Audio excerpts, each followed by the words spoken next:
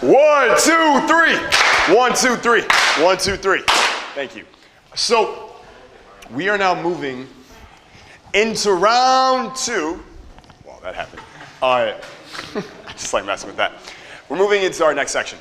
All right. So we go back to power speaker, right? The 3 main components. What are they? One is story. Let's try that again. All right. 3 parts of being a power speaker. 1 is story. Good. 2 is subcommunication. And 3 is structure. Yes. Put these 3 things together. What you have is a motherfucking power speaker. We covered subcommunications very, very in depth. We laid out the whole playing field, and here's everything you need to do. We got exercises in, we got notes in, you have a workout for your mouth. All right, you now have a workout for your mouth. That's pretty incredible. We're moving on to stories. All right, now it's time for stories. So we have our subcommunications, our tonality, our body language, our eye contact, all the different tonalities, our energy, our fucking state, our default setting, our ability to rapidly change our state when we need to and give ourselves a boost when we need to, right? And from that place of power on top of a hill, now it's time to launch our storytelling and our influence. So, who here can name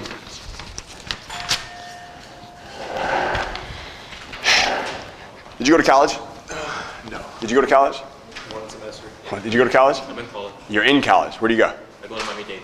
Miami-Dade? Yep. Nice. I can't use you though. Did you go to college? I went to college. You went to college. I did. How long ago? 2 years, I think. 2 years. 2017. That'll work. Okay. That'll work. Name 3 classes you took in college. Anatomy, psychology, and then a health and wellness. What was the last one? Health and wellness. Okay. You guys, she didn't say it right away, but eventually she got to it, yes? Yes. Okay. Cool. What is your favorite TV show? Is there any show you watch? No. Movie? I love Joe Rogan. You love Joe Rogan? Yeah. Not a movie. Well, I was like a TV show, and I was like, well, the equivalent would be like YouTube. Are there any movies you really, really like? I think I'm a bad example for this. You are. F. All right. Did you go to college? Yeah. Okay. You kind of saw the first part. Can you name 3 classes you took? Microbiology, immunology, and also anthropology. Okay. Kind of fast. That's pretty quick. All right. What is your favorite show? Favorite TV show? Yeah, Discovery Channel. What is it? Discovery Channel. What's the show? Oh. Am I speaking English? This one and now this one. What's the guy's name? The Crocodile Hunter. What is it? Crocodile Hunter. Croc. That's your favorite show. Yeah, growing up. Okay. Okay. It's not going to work either.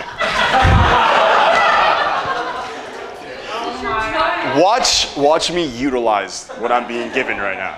All right. All right. Raise your hand if you watch the Game of Thrones. Be honest, it's okay. Okay, cool. Name 3 characters from the Game of Thrones. Jon Snow. Jon Snow, Cersei, Tywin. Tywin. Was that pretty quick for everybody? Yeah. How long did it take her to remember the 3 college classes you took? Was it faster or slower than Game of Thrones? It was slower. Who here watched Seinfeld? Raise your hand if you like Seinfeld. I love fucking Seinfeld. A few of you. It's an older example now, right? This is where I date myself. I'm very old, 30 years old. Yeah. Seinfeld. Name 3 characters from Seinfeld. George, Elaine. Kramer, Soup Nazi. Right? We could go all day. Right? Who here watches Suits? Raise your hand if you like Suits. Great show. Name 3 characters from Suits.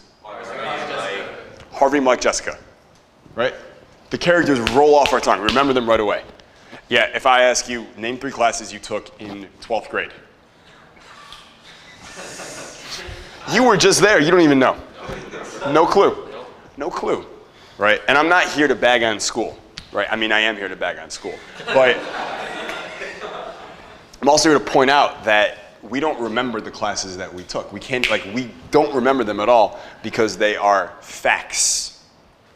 We remember characters because they are stories. Our brain remembers stories, not facts. Your audience, the person listening to you on camera, on video, on stage, they will remember the stories that you tell them. They will forget the facts that you say. 100% of the time. Knowing this, what should most of your videos and talks be about? You guys are brilliant. Yes. Right? That's it. Stories. Who here has read Think and Grow Rich? Great book. All right? Great book. Who here can name Napoleon Hill's 17 Principles of Success?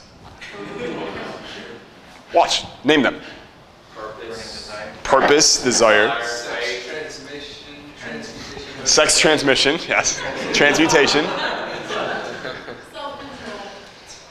Yep. Huh? I don't think so. Was that one of them?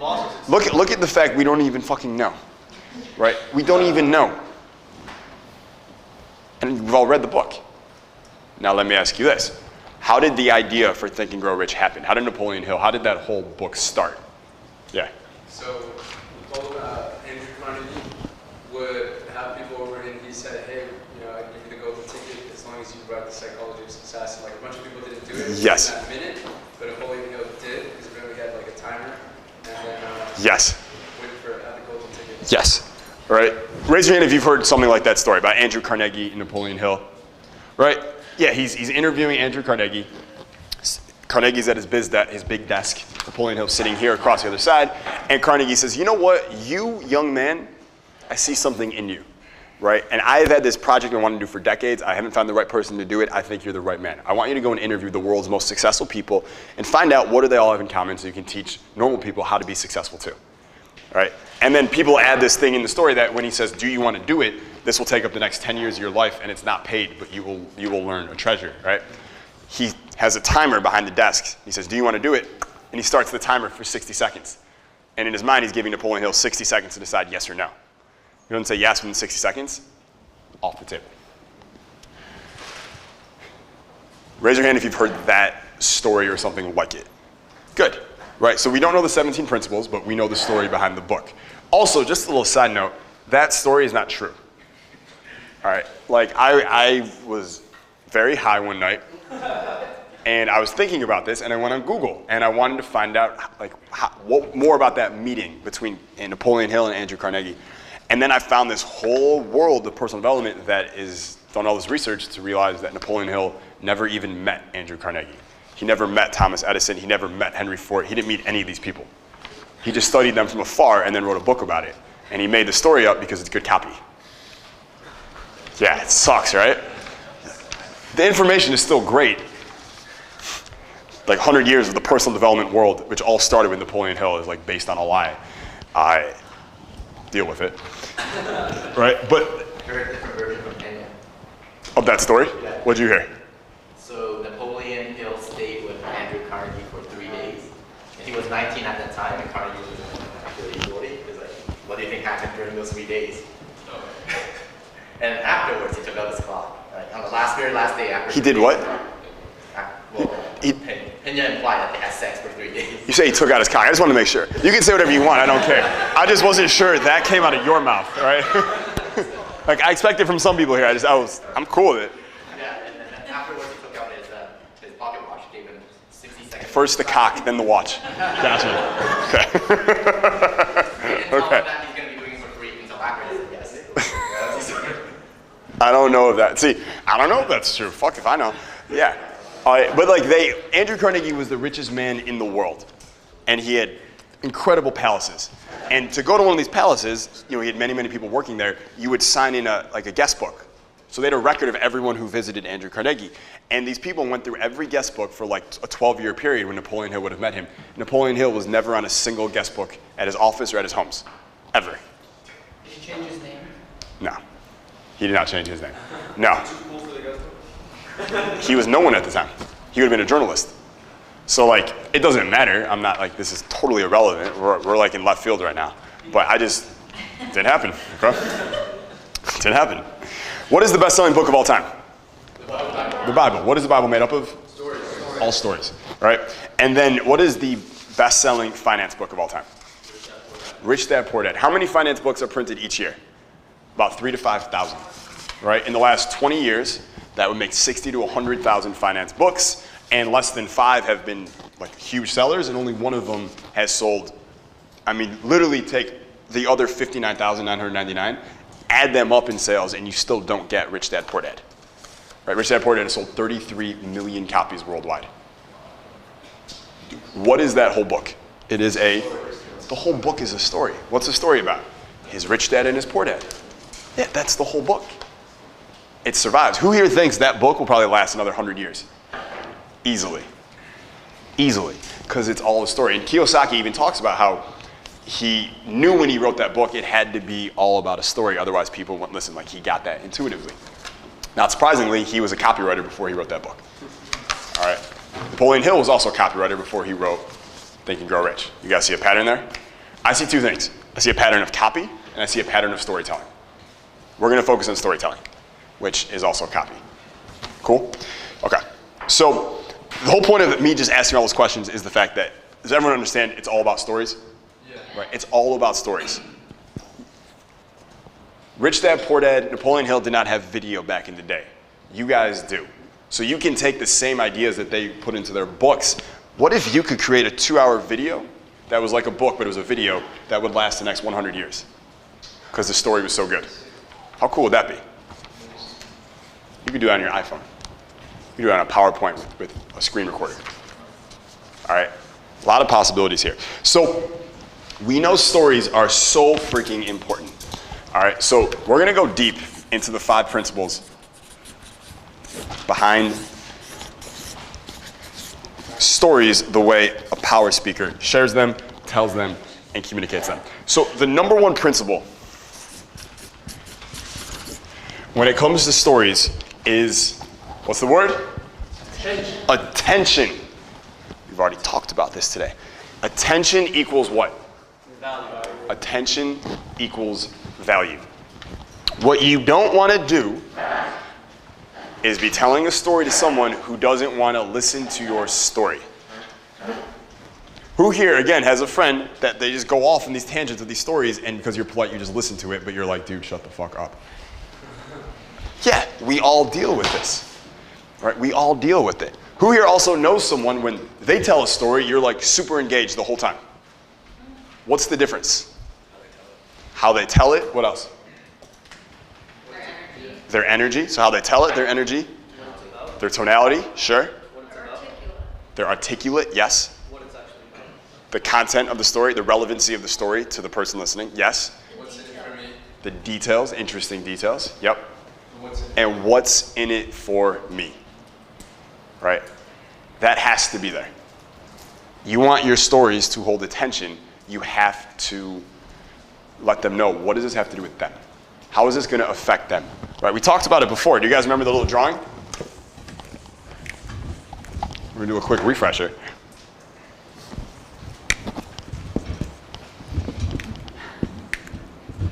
Right? If this is if this is the story you're going to tell, you have to either tell them, how does it help them get away from the bad thing they don't want? Or how's it going to help them get closer to the outcome that they do want? Or both. Right? This is called moving away from, and this is called moving towards. Right? Meaning that you're going to show them how the story you're about to tell them is somehow going to help them get more of what they want or less of what they don't want. Does that make sense? Is that a reasonable man tonality? Good. Right? So one of the best ways to do this is to, I'm going to go over story formulas in a second, but to hook someone in, so you got them locked in, and now you've bought time to share your story. So for instance, if I was like, hey, do you know the strangest thing you do when you're listening? No. Do you want to know what it is? Yeah. Okay, so let me tell you a quick story. Is he going to listen to the story now?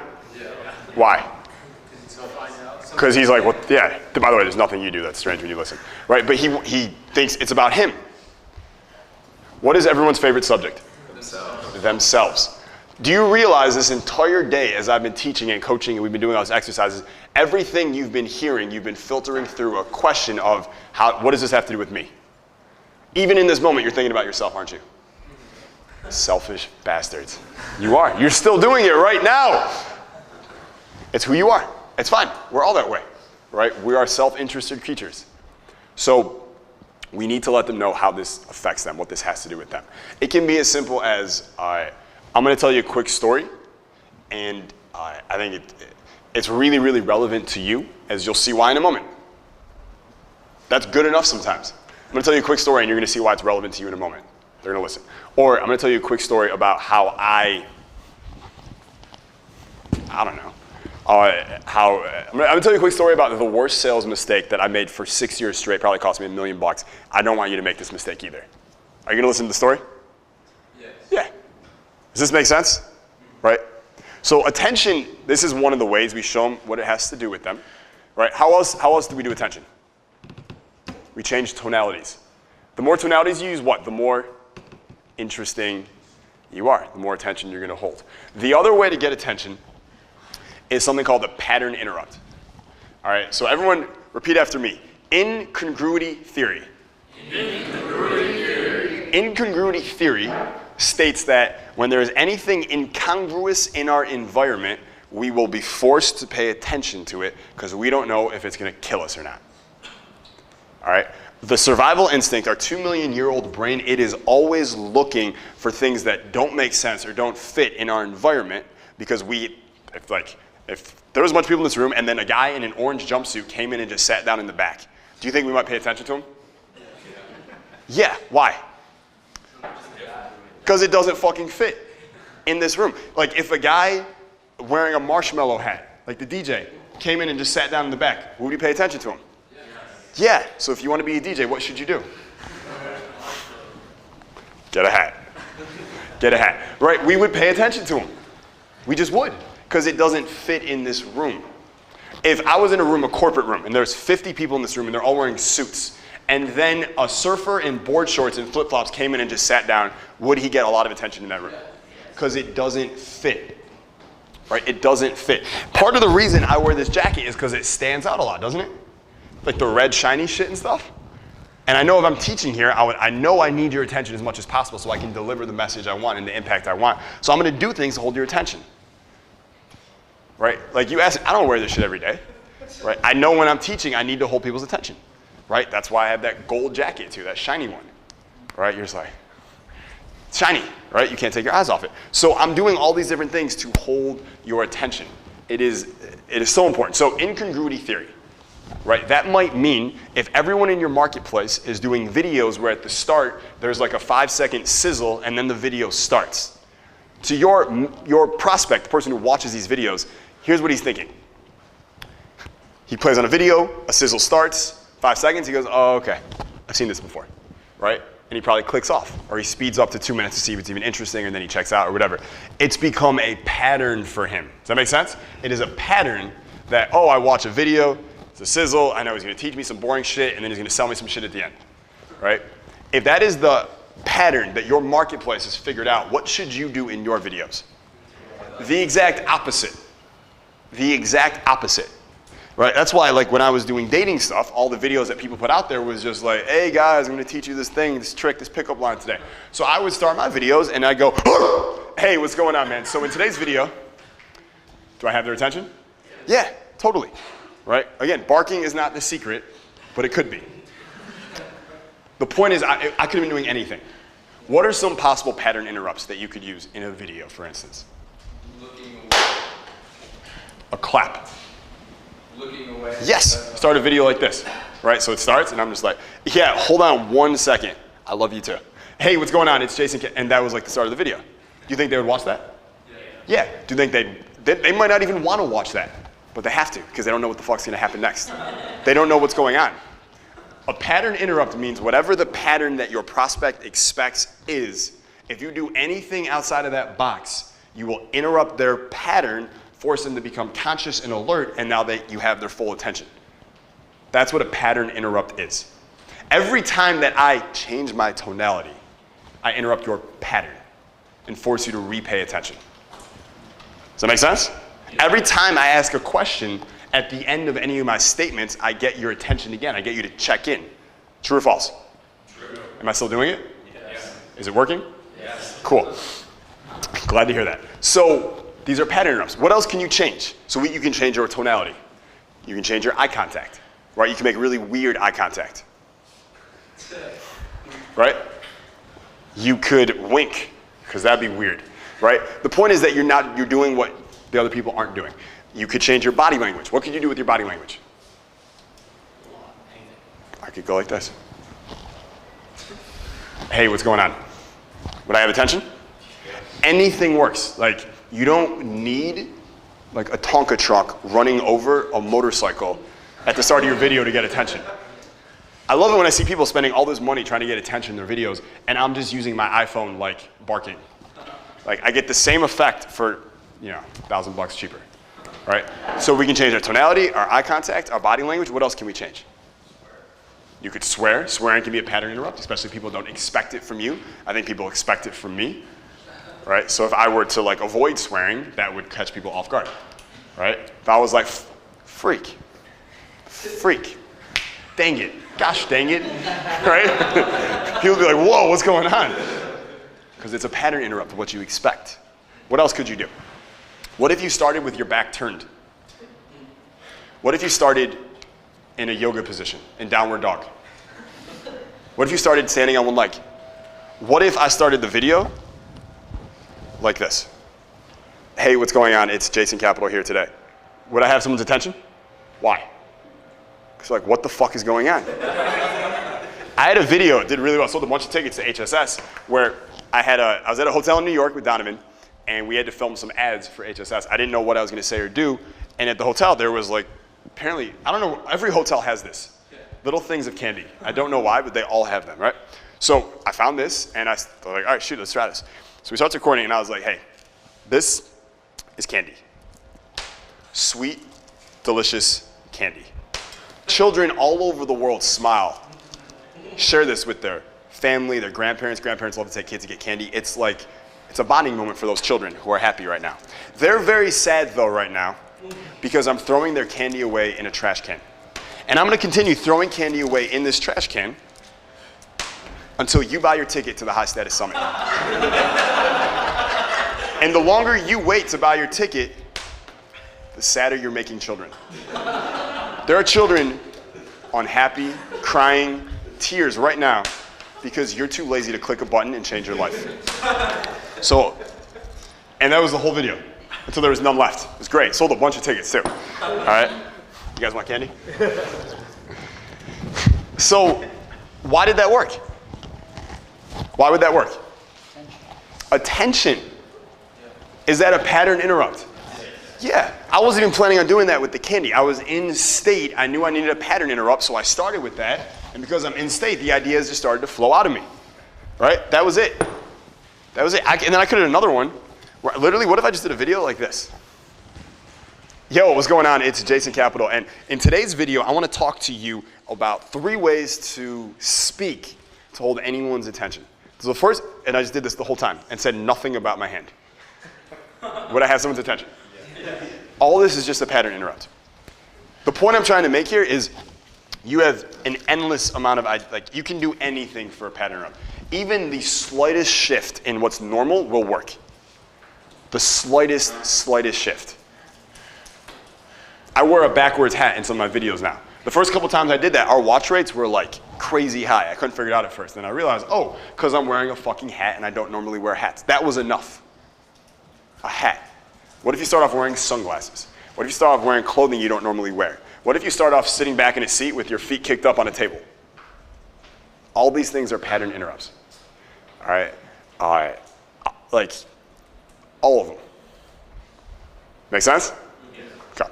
So, attention, right? Attention. So that means also when you're telling your stories, should you have pattern interrupts in the story? Yes, please. How boring is it when someone is just telling us a story and it's just the same thing over and over and over and over? It is exhausting. Exhausting. I think this is why phones were created, because we get bored listening to your fucking stories. I gotta check my Instagram, right? Like, for the sake of the universe, please, like, start interrupting people's patterns during your stories only so that they will pay attention and get the message. All right? So that's number 1, is attention. Number 2 is understand this. The goal is influence, not to tell a perfect story.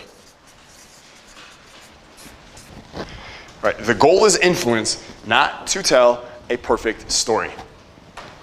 A lot of times Speakers think their story needs to be perfect. All the ups and the downs, the characters and the details. It doesn't need to be fucking perfect. No one fucking hears what you're saying anyways. They're just feeling things. They're just feeling, right? And our goal here as speakers is to influence, right? We want to influence and sell an idea. We want to sell a product. We want to sell a service. We want to sell a phone call. We want to sell something. So don't worry so much about, oh, my story's got to be perfect. I got to hit all the notes. Like, no. It's about energy and it's about influence. Okay? So who here has like ever tried to record a video and you didn't like the video and so you didn't post it? Raise your hand if you ever tried this. Be honest. All of you way too hard on yourselves. Right? How are you going to get better on video if you're not posting your videos?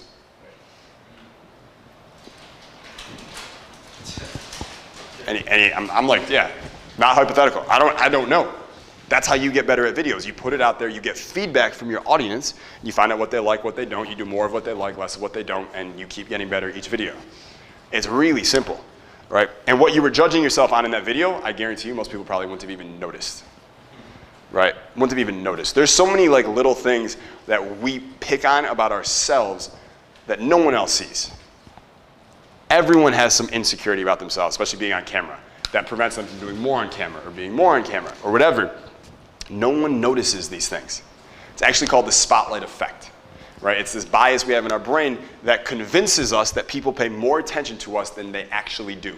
We overestimate how much they pay attention to us, typically by about 3 to 1. So we think they're looking really closely. It's about 3 to 1.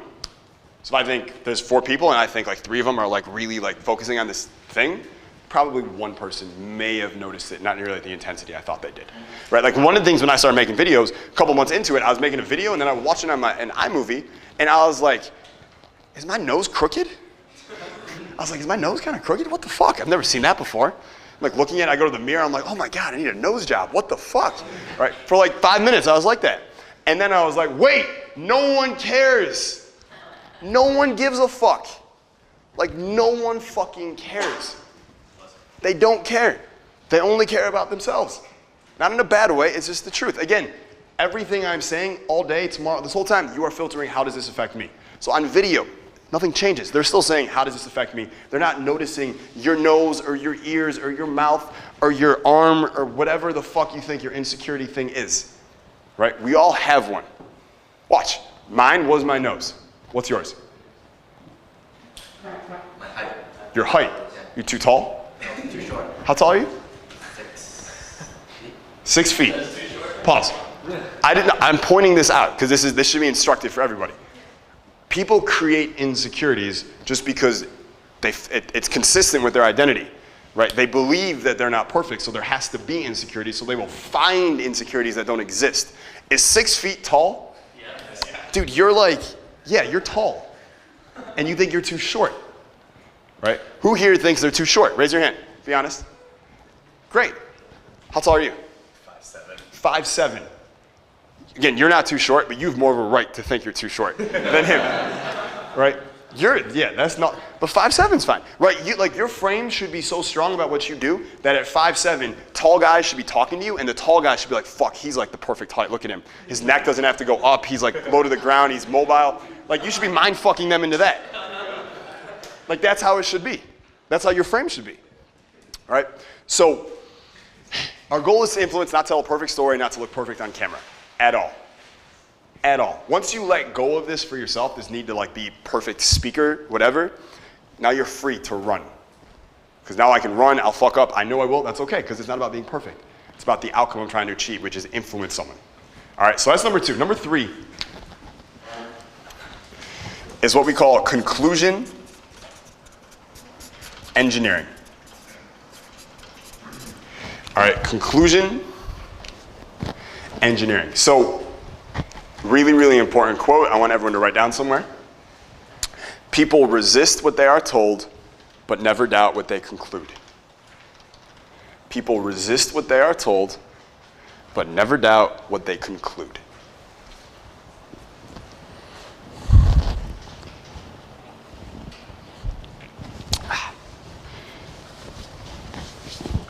So imagine I was telling you a story, right? And I'm talking to Eric, right? And I'm like, so dude, this girl, Anna, she stopped by last night, and I was helping her with some of her work and stuff, right? And then, can you believe in the morning, she eats eggs with mustard?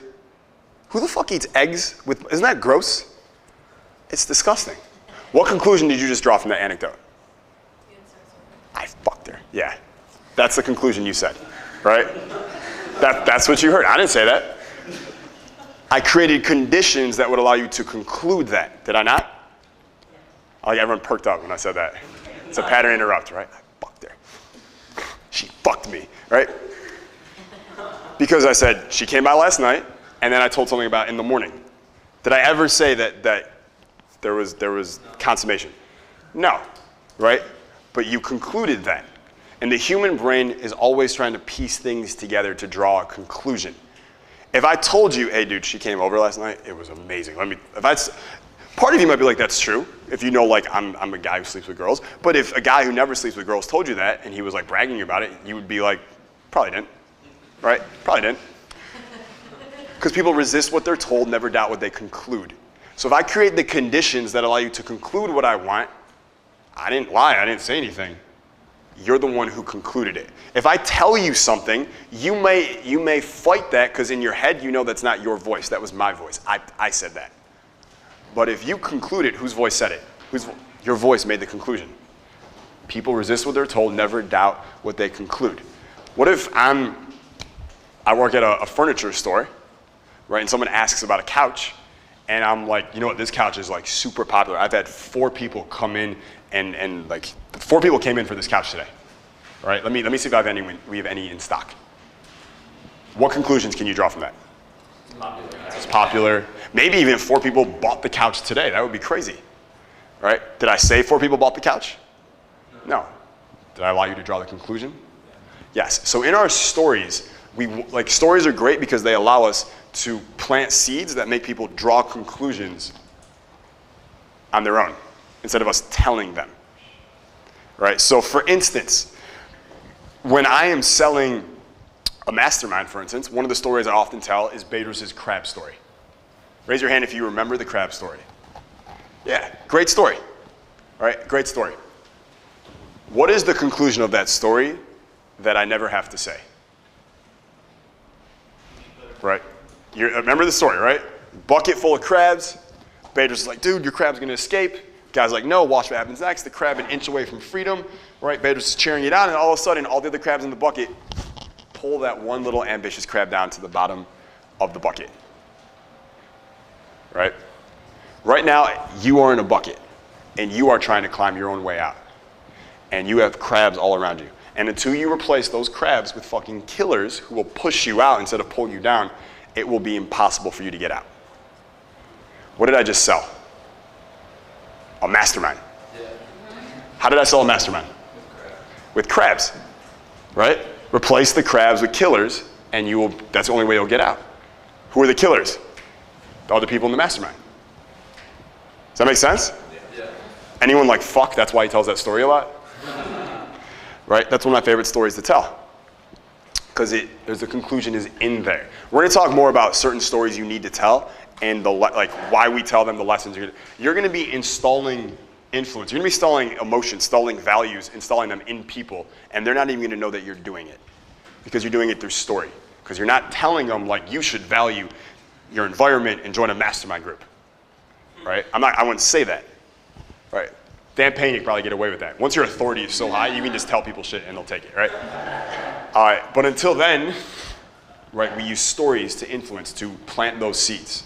All right, so we want to engineer conclusions, right? Conclusion engineering. Number 4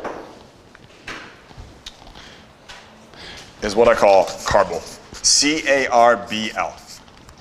CARBL. All right, and these are kind of like the landmines of storytelling. The things you want to avoid when it comes to stories. All right, and I use an acronym CARBL just to help us remember.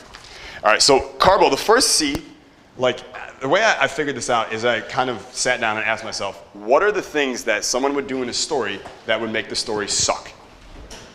All right, the first thing is if there's no conflict in the story.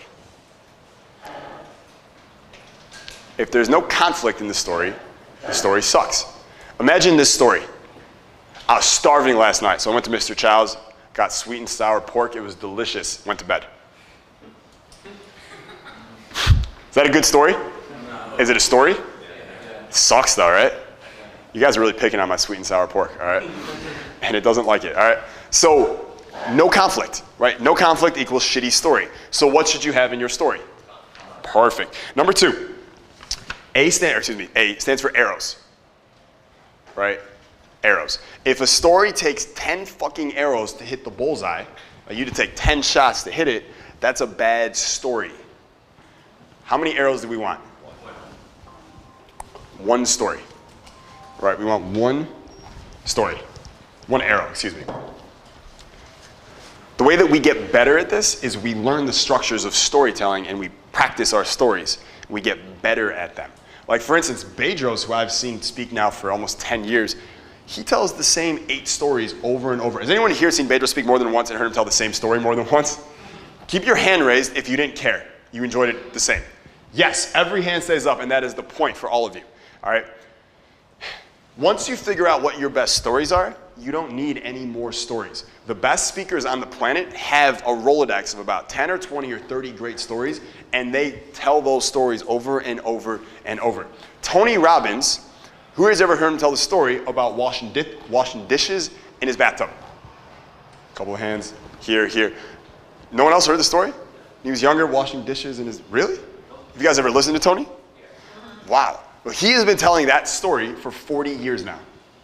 Right? For 40 years, he's been telling the same story, washing dishes in his bathtub, feeling sorry for himself, and he got really motivated. He sprinted on the beach, and in this sprint, he realized all this stuff, and now he wrote a book, and now he helps people. Like it's the same story he tells over and over and over. The point is you find your stories, right? If the person listening on the other end of the video or in the audience doesn't know what does this have to do with them, they're checking out. They're completely checking out. They're not listening to you anymore.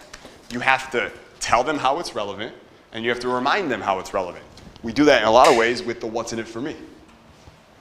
Right? We do it in the what's in it for me. If you do that, you're going to be fine. Right? This means like you don't tell a story about construction to a bunch of lifeguards. It's not relevant.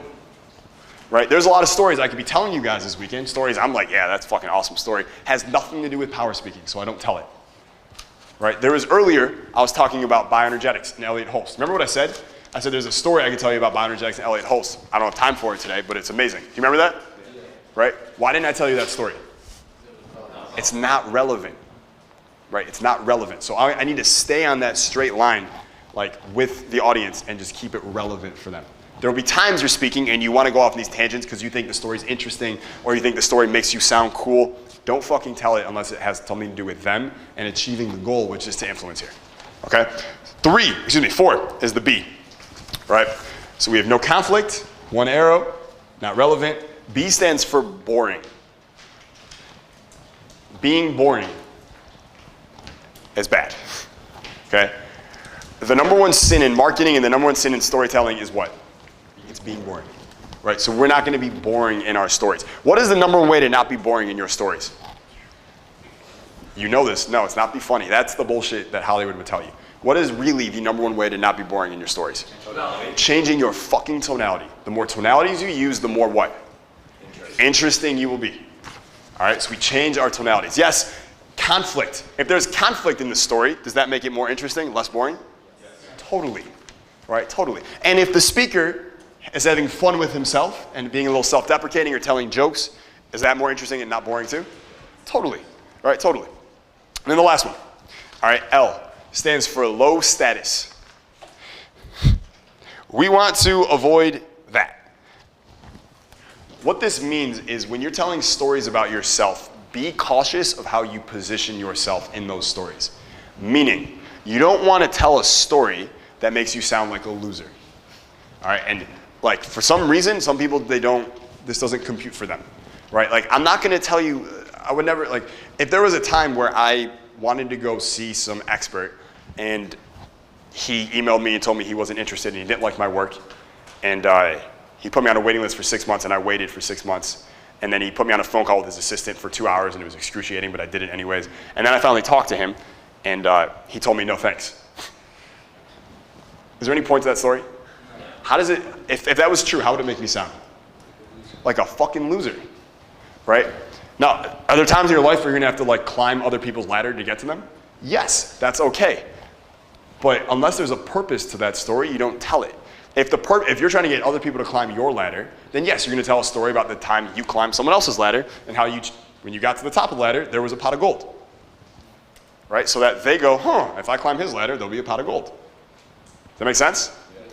But like in your stories, you can put in these little insights, these little details that increase your status. So for instance, instead of saying, I was chilling, like this would be a dating thing, right? If I was chilling on my couch last night and I called Anna and she didn't pick up, so I texted her, and then finally an hour later she called me and we hung out, right?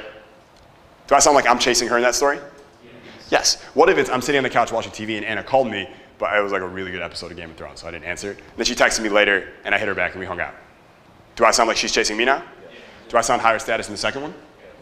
It literally just a very, very small change, right? But you position yourself higher. What if I'm talking about, I got off stage and when you get off stage, and you guys will realize this when you get off stage, you have people bull rush you every time you get off stage. It's a great thing. Every time you speak, even on other people's stages, like Dan does a lot, you'll probably pull at least one client, like one rabbit out of the hat every time from someone else's audience, every time, right? But if I'm telling that story and I'm like, yep, I got off stage and a whole group of people bull rushed me after, and one guy wanted to pay me for a year of coaching, another one wanted to join my coaching program, and like 4 of them wanted to join my email income experts program, and it was just like, you ever get really overwhelmed when all these people want different things from you? Right, and the important thing is in those moments, we have to realize that we're there to help them. It doesn't matter if we're overwhelmed, like our duty is to help them. So yes, we can tell them, hey, one at a time, slow down, right? Like we'll take you one at a time, I wanna reach all of you because I wanna make sure I reach everybody, but like sometimes as a power speaker, it's gonna get overwhelming for you. Everyone, you guys are cool with that? Yes. Okay, what was the whole point of that fucking story? You're in demand. I'm super in demand. It had nothing to do with being overwhelmed. Did it seem like the point of that story was like, you're gonna be overwhelmed, people are gonna want stuff from you, but you have to be okay with that? But the information I embedded in that story was what? I'm in demand. People chase me, people want things from me. Those are the types of information you wanna embed in your stories. People chase you, people wait for you, people want to give you money, people travel from very far to see you, people talk about you when you're not around. These are like the kinds of information you want to embed in your stories because it elevates your credibility and your status. So instead of me telling you, hey, I'm super in demand, people travel from all over the world to see me and they love to give me money, what if I told you a story about speaking on someone else's stage, and embedded in that story, I casually mentioned that someone came up to me after the talk and he was like, dude, I flew from Vietnam just to see you here today. And it just warmed my heart because I know like my impact we're reaching everyone. It's amazing, right? I'm so grateful. What was the point of that story? Fly from really far to see me. Do you guys see the difference there? Yeah. Right? The first dating book I ever read, like dating advice book, pickup book. This is the first time I heard this. This is like a pickup thing. They don't teach this in speaking courses, right? They don't. This is like from dating, but it works amazingly in speaking. Is the example he gave was when you're talking to a girl, he was like, the story most guys tell is, I went to Central Park yesterday for a picnic with my friends and it was great. Like that was the story, right? The story he goes, we should tell is, I went on a helicopter tour over Central Park yesterday and then we landed in this really secluded helicopter spot. We got out and we had a picnic right there. It was amazing. Then we got back in the helicopter and it dropped us off on top of our apartment building, right? Second one makes you sound a lot fucking cooler, doesn't it? Right? And it's just a little change in the story, but it positions you much, much higher. Make sense? Okay, good. Okay, number 5, 5th key principle is it's time for you to create your Rolodex. Your what? Rolodex. Your Rolodex, yes. So, Rolodex. All right, I have done this for almost 10 years now. Here's what I do. Whenever a good story happens to me, or I think of a good story, I'm writing copy, and I'm like, damn, that's a good story, I need to tell that again. I have a running Google Doc called I call it Good Stories. That's literally the title of it. And in good stories, I have a running list of all my good stories. All right? It's a running list of all my good stories. So I'll give you a couple examples of how I put it in there and how you should do it too. So, by the way, did I just tune back into What's in It for Me radio? I said, I was talking about me, and then what did I say? So I'm going to show you how I do it so you can do it too. That's me dialing it back in. All right? I'm going to always keep doing that. So what I do is it's like this. Story, point. Story, point. Story, point. This is what my story Rolodex looks like. So story, right? I have one of my stories, my red pepper story. Raise your hand if you know my red pepper story. Yeah, I love that story. I gave a talk in Vegas. I told the red pepper story, and when I told it on the slide, I just had a picture of a red pepper. That was my whole deck. It was just a red pepper. It was great, right? The red pepper story. What is the point of the red pepper story, right? Well, for me, one of them would be like wealth attraction, right? The wealth mindset, the money mindset, wealth attraction, like that's a lesson I'm imparting, right? That's the point of that story, to teach you how important abundance and wealth mindset might be, right? Another point of this story might be to build a connection with my audience. Why would the red pepper story build a connection with my audience? Because it's relatable. What part of it is super relatable? Eating dinner as a kid with my mom and my dad and my brother and my sister. Who here ever had a family dinner when you were a kid with your siblings, if you have any, and parents? Almost all of us. I know when I tell that story, everyone in the audience, when I'm like, and I sat down at that dinner and my mom would make hamburgers and potatoes and she'd take one red pepper and I sit down to dinner, my brother's to my right of me, my sister's to my left, my mom and dad are right there. I know when I'm telling that story, they're kind of imagining me, but they're also thinking about what? Their family dinners. Do people have nostalgia about family dinners when you were a kid? Yeah, you remember those good times with your parents when you were a kid? You have to worry about your food or doing dishes, and they just put the food on there for you, and they ask you how your day was. It was great, right? I know as I tell that story, they're feeling that. I'm building a connection with them. Does that make sense? Yeah. Right? So that can be a point of the story. It can be connection, right? So what I do is for every story, I take out all the points that it could be used to convey, right? What's another one of my stories that you remember? There you go. Sandwich Brigade, right? The Sandwich Brigade story. Raise your hand if you know the Sandwich Brigade story. Good. Most of you, for those that don't, in very short, I was driving to a seminar to teach one, and at the red light, right before the hotel is turning in, I see 3 guys on the corner waiting to cross the street, and it's like 11 a.m. on like a Thursday or something, right? And they're all just hammering away at these Subway sandwiches, right? Just eating them at the light, waiting to cross. And then the light turns green so they can like walk across. And I'm sitting there in a Porsche, 25 years old, got $1 million in my bank account. I'm loving life. And they're running, not walking, running across the street, eating their Subway sandwiches with lettuce and tomato flying in the wind, rushing to get back to some meeting that doesn't matter for some boss they don't respect. Their ties are falling off, their shirts out, they got pit stains in their armpits. And I'm just like watching all this happen. And I'm like, what the fuck? Like, what the fuck happened to like men doing what they want, dominating their path, building the life that they want? This is not what mom and dad had planned for you 3. This is what they wanted for you? Sprinting Subway sandwiches to some boring ass meeting? Right? And then I drove into the seminar and I was like, guys, like we are not teaching what we're teaching today. We're talking about this. All right, and I told them the whole Sandwich Brigade story, and it became this whole us versus them dynamic, right? The Sandwich Brigade versus us, right? I named them, they're the Sandwich Brigade. Really, really good thing to do, name everything. In your story specifically, name fucking everything. It wasn't 3 guys, it was the Sandwich Brigade. Big difference, isn't it? Right? Names create folders in people's brains so that they can more easily remember what you are talking about. Name everything. Everything. Right? Everything. It wasn't like your move to become certain, it's called your certainty anchor. Right? That's a name. Right? We name everything. So, Sandwich Brigade. Right? So what is the point? What could be points of that story that I could, like, what are lessons or values I could teach through that story that would come through? Yeah. Why you're curious why you emphasize high status so much and why they're not. Sure, I'll just write status, right? One arrow, status. I know what that means. How about laptop life? Does that work?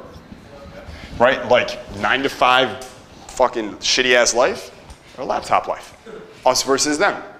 What else could be a point of that story? Mediocrity. Yes, fuck mediocrity. Don't fucking settle. Go for more. You're destined for more. Do more, become more, give more. You got this. Right? What else? How about fuck college? Right? If you go to college, here's what your future looks like. Tell that story. So out of one story, I got 4 points. So now I could tell this story in 4 different situations to make the same point. Make 4 different points. You guys following that? Yeah. Good. Right? So in your Rolodex, this is what you want to do. Story, and then what are all the uses of that story? What lessons does it teach? What values can it convey? You guys getting this?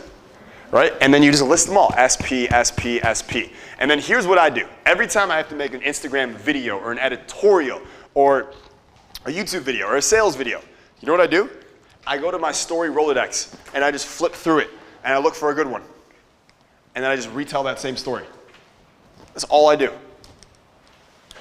It is delightful. No more like, oh, what story should I tell? I just go through, like, if I'm selling speaking, then I know if I have 80 stories in here now, I know that in the point section, at least 10 of them say the word speaking. Like one of the points of this story could be, you need to become good at speaking.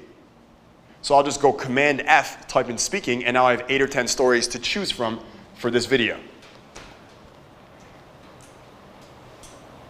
Got it? Okay, here's what I want you to do. I want you to stand up, and I want you to just share one story that you think would go on this list for yourself with your partner, and then pick out the points that could be pulled out of that story, and then switch. All right?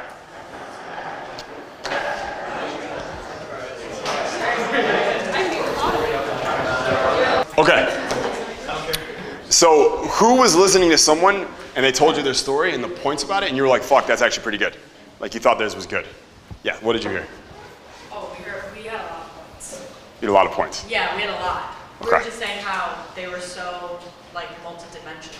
Yes. And you could pull points from both of our stories that were similar and stuff that could have went total different directions. Yes, and that's the best part. You know you have a good story when it's got a lot of layers to it, and you can pull out all these different points. Who else had a story where you feel like, I got more than 1 point for the story. This is like a good story I could use a lot. Raise your hand if you had that. A couple of you? Good. All right, if you didn't, I bet you there were, you're not seeing it yet. I can almost guarantee that. Who had a story you thought there was only 1 point, there wasn't multiple points? Jorge. No, I actually never. You had more. Brett? I had more. You had more. Who only had 1? Okay. Who only had 1 point in their story? I know we had lunch an hour ago. I'm well aware of that. All right? Who had a story where you thought there's only 1 point to your story? Yes. What was it in 2 sentences or less? So it was a story of how I stood up in front of your high status summit in front of 9 different people, talking about my insecurity, and the point was surround yourself with better people. Yes. Right? So the point, so we got him in front of the high status summit. I remember that, it was amazing. And we talked for a minute, right? And he talked about his insecurities, and he had a breakthrough, and the point was that he needs to surround himself when he goes home with better people. Have you done that, by the way? Absolutely. Good. All right. What other points are in that story? Yeah. Putting yourself out there, changing. Fuck yeah. Putting yourself out there, facing your fears, going up in front of 900 people and sharing your biggest insecurity. Who wants to do that? Who here woke up today and was like, I just want to share insecurities with people I don't know? That's my goal. Just want to share insecurities with everybody, right? Is that a second point to the story? Yeah. What else could be a third point in that story?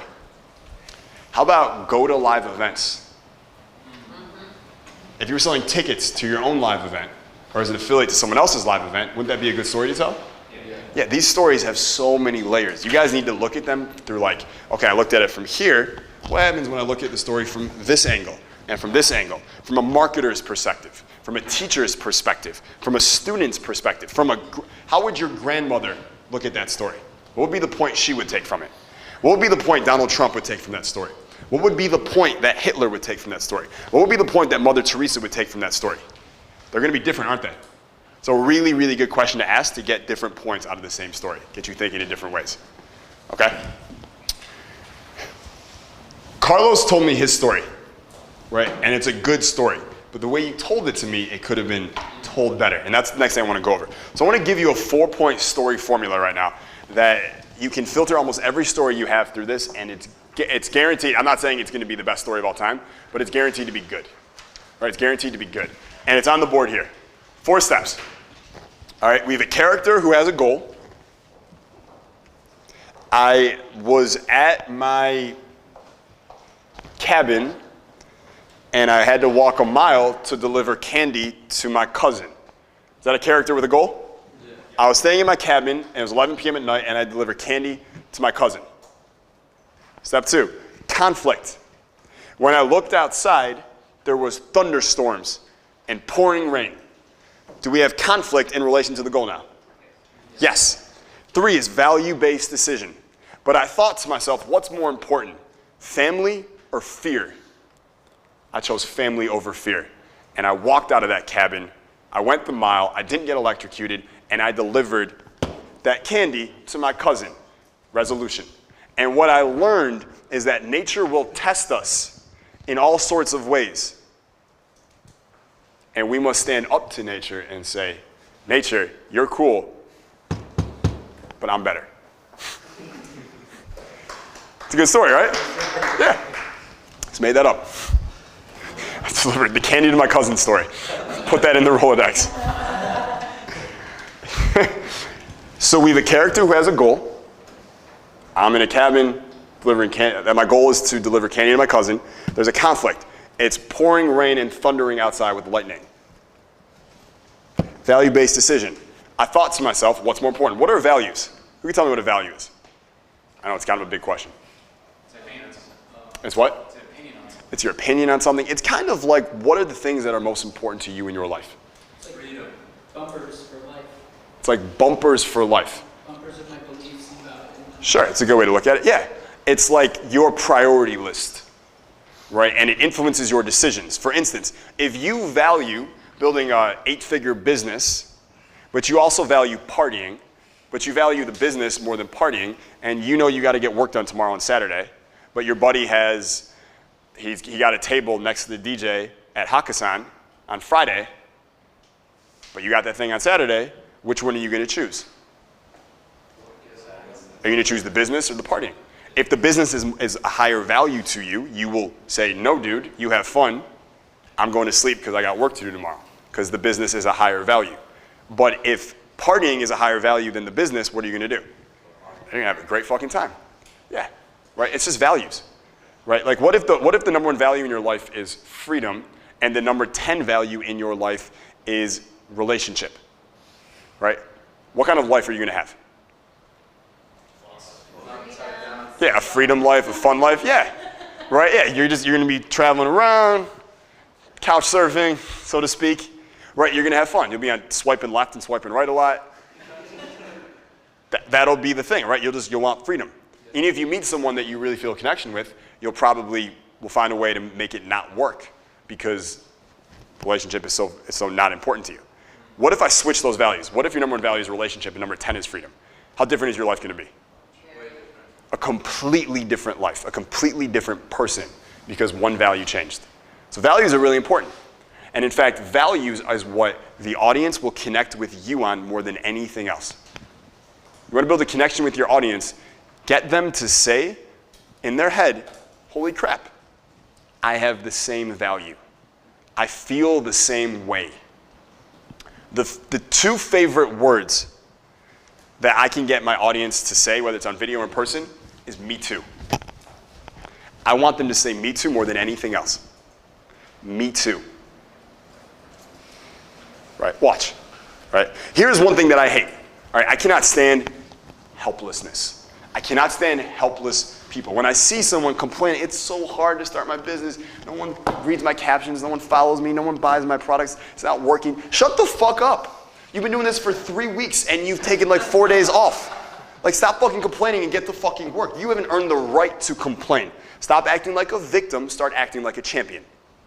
All right? I cannot stand helplessness. Who here feels the same way?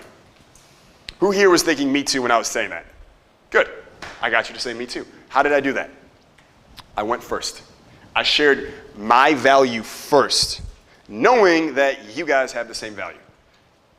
Here's another value I know all of you have. Video and speaking are really important. If I told the story about why it's really important for me, I know I have to get good on video, and I got to keep getting better at speaking, what am I making you say in your head? Me too. How do I know you all value that? Because you're here. When you're talking to any audience, there's certain things you know about them, right? Like, it's not the worst idea for you to sit down and go, what are the top 5 values of my prospect? And what are 5 stories or statements or rants that I can go on that would get them to say me too in relation to those values, right? So imagine one of the values is like, right, like fuck mediocrity, which I know is a big value of my audience, right? It's also a big value in my life. So I could go on a rant about how I cannot stand mediocrity, people settling in the relationship, settling in their business, settling with their health, settling in all these ways, and then numbing themselves with Netflix and marijuana and drugs and fucking bullshit excuses that they will live with for the rest of their life. They will live a delusion for the rest of their life because it's easier than facing the pain that they became a fraction of what they could have been. Raise your hand if you were like, fuck, me too. Yeah, that's just a rant about this value. And I know I'm building connection when I say that. It's also true. How could you do this with your audience? What is a value that you think your audience has right now? Time, freedom. They want more time off, more freedom in their life. Great. So what is a rant you could say that would get them to say me too? You know what I hate? People having to ask to go to the restroom because of their job. Or, you know what I hate is asking for days off. Yes. Yeah. All right. I remember when I was a kid and my dad was asking for a day off. Right? And I remember telling my mom he was going to ask the boss for a day off, and I couldn't help but think to myself, how are you a man? You have to ask another adult to do what you want with your life? Like, how could you let yourself settle? And I have compassion for him because he was doing the best that he could, but I knew I would never let that in my life when I grew up. And who here hasn't one time or another looked at their family member or someone they cared about the same way and thought, I love you, but what are you doing? Am I building connection by doing that? Yeah, right? So this is huge with just like you're like, what stories do I tell? This is a really good way to think about it. Building connection, values, right? People connect on values. So in our story formula, right, I got to bring candy to my cousin. Cool. It's thundering rain out, right? Conflict. And I thought to myself, what's more important? What's higher on my priority list? Family or fear? Right? Family or fear or necklace? And I said, family over fear. And I left that cabin and I went in the thunderstorm and I got to that house and I got her the candy she deserved. Right? What is the value that I shared there? Family. Right? Who here is family over fear too? Fuck yeah. Right? So when we do value-based decision, this is what's key. This is what you will not hear a lot of speakers talking about, is where you want to give the audience a live look in to what you were thinking in your brain in that moment, that crescendo of conflict when a decision had to be made. We're going left or we're going right. Tell us how you came to that conclusion. Tell us how your values made that decision for you. And tell us what that value is. Because we will sit there and go, I have the same value, me too. Holy shit, I love this person. Is that making sense? Yes, this is huge. All right, this is like really, really huge. So I let you in, right? I said, so I thought to myself, Jason, what's more important, family or fear? And I realized, I remembered, family always over fear. I will always choose my family over my fears. Wouldn't you do the same? So I left that cabin. I went through those woods and I got her candy. Right, so we have a value-based, not just a decision, not just here's what happened, it's here was the, like any other story would just be like this. Character goal, conflict resolution. When you do this step in here, this is when you start influencing people on a deep identity level, which is where the most influence can happen. This is the step that makes all the difference. Sharing your values with your audience in the story. Right, so let's say I want to build trust. with my audience. I want them to trust me. It's a cold audience. They don't know me. They don't know if they can trust me yet. What is a story that I could tell that shows I'm incredibly trustworthy, that trust is very, very important to me? What if I told a story about how I was this 21-year-old and I had this amazing girlfriend and I wanted us to have this great life and get married? Character goal, right? And then unfortunately, I found out she was banging the quarterback. That's bad, right? That's a conflict. And she came to me and she apologized and she said, I didn't mean it. He just threw 4 touchdowns last week. Like, I had to. I swear I'll never do it again. I had to get it out of my system, blah, blah, blah. And I thought to myself, what's more important, right? The potential love that I could have with her or trust. And I remembered, I can't have an honest relationship if there's no trust. And I can't trust her. And frankly, the most important thing in my world is trust, knowing that I can trust someone, that I could trust you. So I told her thanks, but no thanks, right? And I kicked her ass to the curb. What did I just do to the audience? How did I just become incredibly, even more trustworthy to the audience? I told you how highly I value trust, which must mean what about me? That I'm incredibly trustworthy.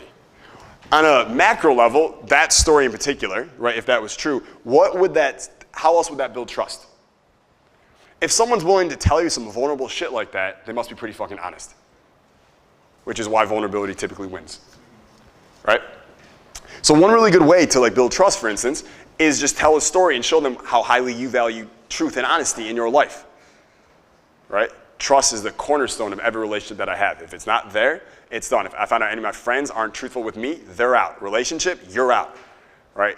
Because we can't have anything. And I actually believe that. You can't have anything if there's no trust. So really, and losing someone's trust is a really hard road to come back from. Really, really hard to come back from that, right? So I kicked her to the curb. I build trust that way. Another way to build trust would just be, one of them, it would be sharing your why. Right, we're going to talk more about this in a little bit. But sharing your why, like your mission, is a really good way to build trust also. All right, remember this. You might want to write this down. Trust is not logical. It is a feeling. Trust is not logical. It is a feeling.